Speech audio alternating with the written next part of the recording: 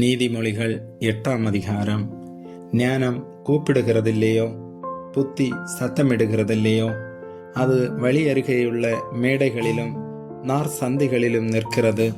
அது ஊர் வாசல்களின் ஓரத்திலும் பட்டணத்தின் முகப்பிலும் நடை கூடங்களிலும் நின்று சத்தமிட்டு, மனுஷரே, உங்களை நோக்கி கூப்பிடுகிறேன், என் சத்தம் மனுபுத்திரருக்கு தொனிக்கும். பேதைகளை விவேகமடையுங்கள், மூடர்களை புத்தியுள்ள சிந்தையாயிருங்கள். கேளுங்கள், மேம்பாடான காரியங்களை பேசுவேன். என் உதடுகள் உத்தம காரியங்களை வசனிக்கும். என் வாய் சத்தியத்தை விளம்பும். ஆகாமியம் என் உதடுகளுக்கு அருவருப்பானது. என் வாயின் வாக்குகளெல்லாம் நீதியானவைகள். அவைகளில் புரட்டும் விபரீதமும் இல்லை. அவைகளெல்லாம் புத்தியுள்ளவனுக்கு தெளிவும் ஞானத்தை பெற்றவர்களுக்கு யதார்த்தமுமாயிருக்கும். வெள்ளியை பார்க்கிலும் என் புத்திமதியையும் பசும் பொன்னை பார்க்கிலும் ஞானத்தையும் அங்கீகரித்துக் கொள்ளுங்கள். முத்துக்களை பார்க்கிலும் ஞானமே நல்லது. இச்சிக்கப்படத்தக்கவைகளெல்லாம் அதற்கு நிகரல்ல. ஞானமாகிய நான் விவேகத்தோடே வாசம் பண்ணி நல்லயுக்தியான அறிவுகளை கண்டடைகிறேன்.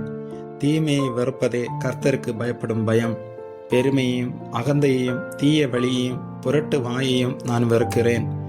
ஆலோசனையும் மெய்ஞானமும் என்னுடையவைகள். நானே புத்தி, வல்லமை என்னுடையது. என்னாலே ராஜாக்கள் அரசாளுகிறார்கள், பிரபுக்கள் நீதி செலுத்துகிறார்கள். என்னாலே அதிகாரிகளும் பிரபுக்களும் பூமியிலுள்ள சகல நியாயாதிபதிகளும் ஆளுகை செய்து வருகிறார்கள். என்னை சிநேகிக்கிறவர்களை நான் சிநேகிக்கிறேன். அதிகாலையில் என்னை தேடுகிறவர்கள் என்னை கண்டடைவார்கள். ஐஸ்வர்யமும் கனமும் நிலையான பொருளும் நீதியும் என்னிடத்தில் உண்டு. பொன்னையும் தங்கத்தையும் பார்க்கிலும் என் பலன் நல்லது. சுத்த வெள்ளியை பார்க்கிலும் என் வருமானம் நல்லது. என்னை சிநேகிக்கிறவர்கள் மெய்ப்பொருளை சுதந்திரிக்கும்படிக்கும் அவர்களுடைய களஞ்சியங்களை நான் நிரப்பும்படிக்கும் அவர்களை நீதியின் வழியிலும் நியாய பாதைகளுக்குள்ளும் நடத்துகிறேன். கர்த்தர் தமது கிரியைகளுக்கு முன் பூர்வ முதல் என்னை தமது வழியின் ஆதியாக கொண்டிருந்தார்.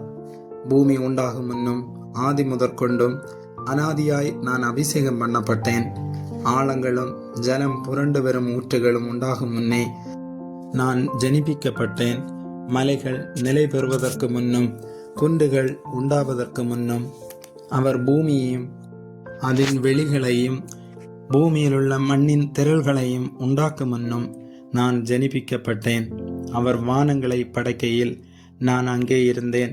அவர் சமுத்திர விலாசத்தை வட்டணிக்கையிலும் உயரத்தில் மேகங்களை ஸ்தாபித்து சமுத்திரத்தின் ஊற்றுகளை அடைத்து வைக்கையிலும் சமுத்திர ஜலம் தன் கரையை விட்டு மீறாதபடிக்கு அதற்கு எல்லையை கட்டளையிட்டு பூமியின் அஸ்திபாரங்களை நிலைப்படுத்துகையிலும் நான் அவர் அருகே செல்ல பிள்ளையாயிருந்தேன். நித்தம் அவருடைய மன மகிழ்ச்சியாயிருந்து எப்பொழுதும் அவர் சமூகத்தில் களி கூர்ந்தேன். அவருடைய பூவுலகத்தில் சந்தோஷப்பட்டு மனுமக்களுடனே மகிழ்ந்து கொண்டிருந்தேன். ஆதலால் பிள்ளைகளை, எனக்கு செவி கொடுங்கள். என் வழிகளை காத்து நடக்கிறவர்கள் பாக்கியவான்கள். நீங்கள் புத்தியை கேட்டு ஞானமடையுங்கள், அதை விட்டு விலகாதிருங்கள். என் வாசற்படியில் நித்தம் விழித்திருந்து என் கதவு நிலை அருகே காத்திருந்து எனக்கு செவி கொடுக்கிற மனுஷன் பாக்கியவான். என்னை கண்டடைகிறவன் ஜீவனை கண்டடைகிறான், கர்த்தரிடத்தில் தயவையும் பெறுவான். எனக்கு விரோதமாய் பாவம் செய்கிறவனோ தன் ஆத்மாவை சேதப்படுத்துகிறான். என்னை வெறுக்கிறவர்கள் யாவரும் மரணத்தை விரும்புகிறவர்கள் என்று சொல்லுகிறது. ஆமேன்.